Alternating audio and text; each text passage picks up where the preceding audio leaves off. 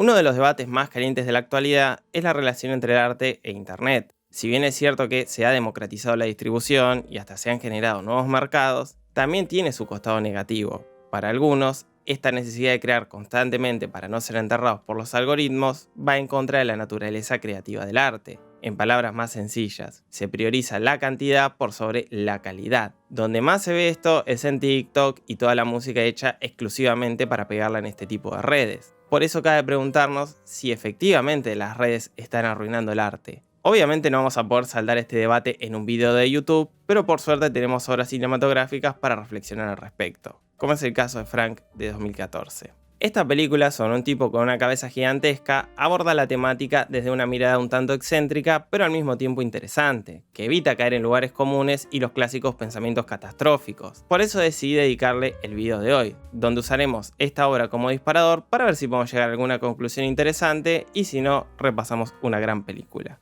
Así que, sin darle más vueltas, pasemos al video en sí. Antes de seguir, aclaro que debo hacer un mini resumen para quienes no la hayan visto o para quienes no la recuerden, por lo tanto van a haber spoilers, es imposible hablar sin mencionar puntos claves de la película. Así y todo, no voy a contarles el final porque realmente les aconsejo verla. Habiendo aclarado esto, sigamos con el video. El protagonista de esta historia es un músico mediocre de clase media llamado John, quien intenta desesperadamente componer un hit para convertirse en una celebridad de las redes como Luis Capaldi. Por esas cosas del destino, una noche se topa con un tipo tratando de tirarse al mar mientras sus compañeros de banda intentan detenerlo. Ese peculiar grupo humano son los Sonomorph, si es que se pronuncia así, una banda de rock experimental liderada por Frank, un tipo cuya identidad está resguardada bajo esa cabeza gigante. La cuestión es que, tras este evento desafortunado, John reemplaza temporalmente al tecladista para hacer un show en vivo. Luego de esta presentación, Frank lo invita a participar de la grabación de un futuro disco, el cual sería en una cabaña en el medio de la nada. John acepta, dado que esta experiencia sería una forma de abandonar su zona de confort. La idea de vivir alejado del mundo rodeado de personas extrañas sería una forma de destruir simbólicamente a ese niño mimado de clase media incapaz de hacer música trascendental. Sin embargo, todo se complica cuando Clara, cuyo rol en la banda nunca queda del todo claro, empieza a dudar de las intenciones de John. Y medio que estaba en lo cierto. Mientras grababan el disco, el tipo empezó a subir videos a las redes sin consentimiento de Frank o el resto de los miembros.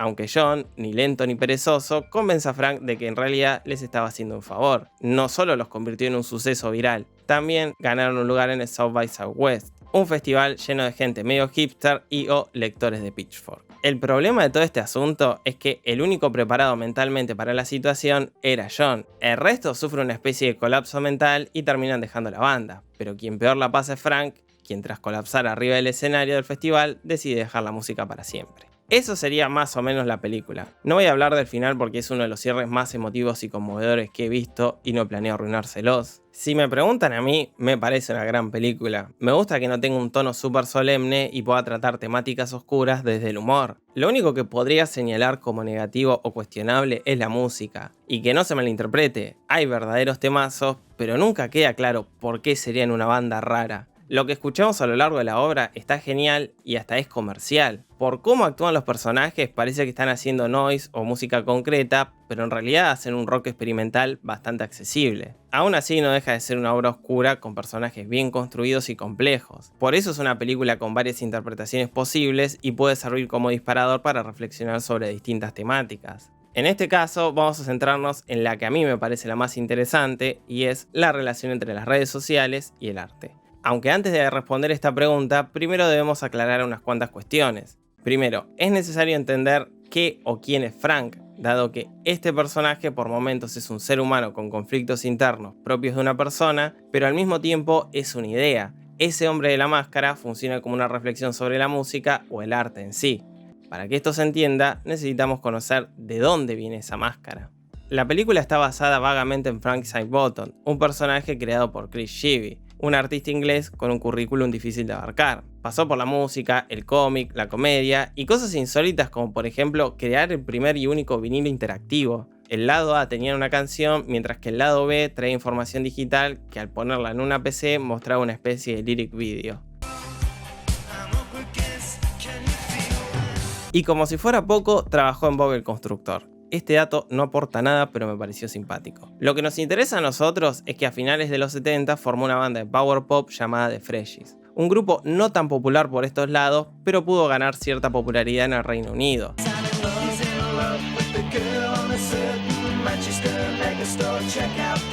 Lo particular de esta banda es que fueron sacando una serie de videos que emulaban una especie de programa televisivo bizarro. Todo esto grabado, escrito, editado y dirigido por Chris, obviamente. En esta serie de videos es donde nace Frank, quien en un principio encarnaba el rol de un fan obsesionado con los Freshies. Aunque paradójicamente, Frank se volvió más popular que la banda y terminó convirtiéndose en un proyecto multimedia difícil de entender. Era una mezcla de música, comedia, cómic, títeres y hasta llegó a convertirse en un programa de TV con entrevistas. Ahora, si comparamos la trayectoria del Frank real con el de la versión cinematográfica, no hay demasiados puntos en común. El Frank de la película es un tipo que vive recluido de la sociedad y la única forma en la cual puede interactuar con otras personas es a través de la música. Por el contrario, Chris no era un tipo asocial o ermitaño. Por lo que tengo entendido, era bastante mujeriego, pero más allá de ese detalle, se casó y tuvo hijos. Se podría decir que tuvo una vida bastante estándar hasta su muerte en 2010. En lo que respecta a su trayectoria musical, también hay diferencias sustanciales. Ni Chris Shivy ni Frank Sidebottom hicieron música experimental.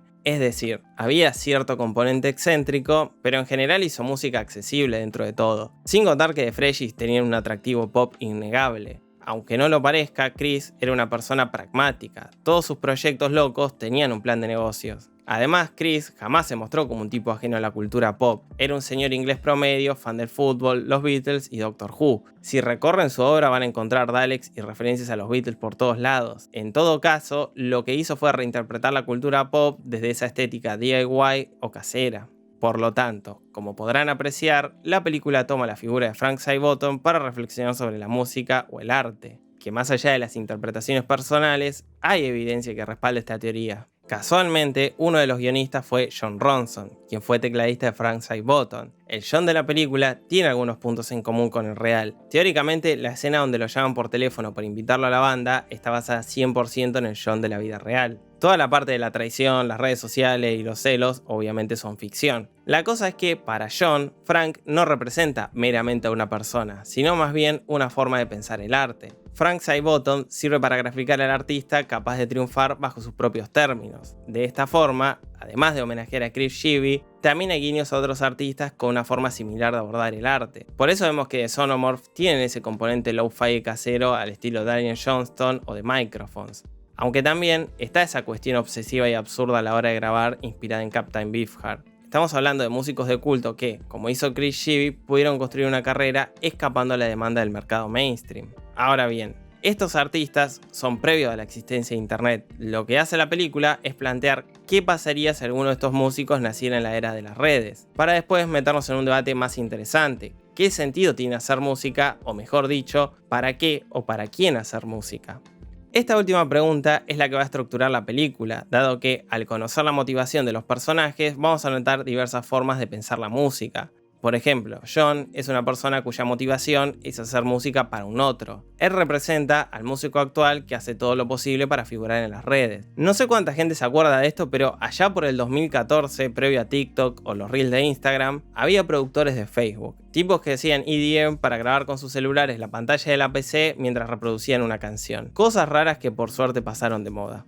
En contraposición tenemos el caso de Frank y la banda, quienes hacen música para tolerar su existencia. En otras palabras, la película muestra a la banda como el clásico grupo de excéntricos queribles, pero en realidad son gente cargando con una angustia difícil de poner en palabras. No son solamente compañeros de banda, prácticamente son una comunidad terapéutica. Por eso, el punto de inflexión es cuando Frank empieza a hacer música para contentar a un grupo de hipsters y no por placer. Es más, también hay una reflexión interesante sobre el arte y la salud mental. Ya hice un video al respecto, pero en resumen, para Jon y el público hipster, Frank es el clásico genio atormentado que usa su dolor interno para hacer obras magistrales, cuando en realidad es al revés. Frank hace música a pesar de sus trastornos mentales. Si era un genio, fue porque se formó como artista. Pero volviendo al tema de internet y el arte. El problema no son las redes sociales como herramienta, el problema es la lógica de las redes. El bloqueo creativo de Jon nace por esa demanda de producir constantemente contenido. Por eso uno de sus momentos de mayor alegría es cuando se olvida de las redes y empieza a hacer música sin pretensiones. Encontrarse con el costado lúdico e introspectivo del arte es lo que motiva a John. Ante la posibilidad de volverse viral es cuando vuelve a ser un manipulador traicionero y arruina la banda. Si nos ponemos en medio snob, podríamos decir que Frank representa la música en su estado más puro e inocente para después mostrarnos cómo eso es destruido por la industria. Si hacemos una interpretación superficial, podríamos afirmar que el arte está en decadencia, que TikTok arruinó la música y una serie de pensamientos catastróficos. Sin embargo, no creo que la película vaya por ese lado. Es cierto que se contraponen dos posiciones aparentemente irreconciliables: el tipo que hace música por placer y quien hace música para ser una celebridad de internet. Pero dentro de la película, este antagonismo cumple una función narrativa. Se plantean puntos de vista exagerados para probar un punto, pero es erróneo caer en posturas tan determinantes. Existen formas de encontrar un punto medio. De hecho, Chris Shivi, el Frank de la vida real, lo hizo toda su vida. Y como si fuera poco, hoy tenemos artistas como Juju o Swamps que pudieron llegar a más gente gracias a internet. Así como también se revalorizó la obra de Daniel Johnston o Captain Beefheart. En definitiva, las redes nos terminan juntando a quienes tenemos una visión más o menos parecida del arte. Por lo tanto, es posible hacer música y usar las redes de manera responsable. El problema aparece cuando se pierde de vista para quién se está haciendo arte. Y con eso voy a cerrar este video. No sin antes agradecerle a los miembros del canal, esta gente que mensualmente hace un aporte económico para que el canal pueda existir. También se le agradece a quienes donan por Mercado Pago o ahí con el super like de YouTube. La verdad que todo eso ayuda un montón. También le agradezco a los que comentan en Twitter, Instagram, me siguen en las redes, comparten el video, dejan los comentarios, le ponen el like y todas esas cosas. De momento me despido y nos estaremos viendo la semana que viene.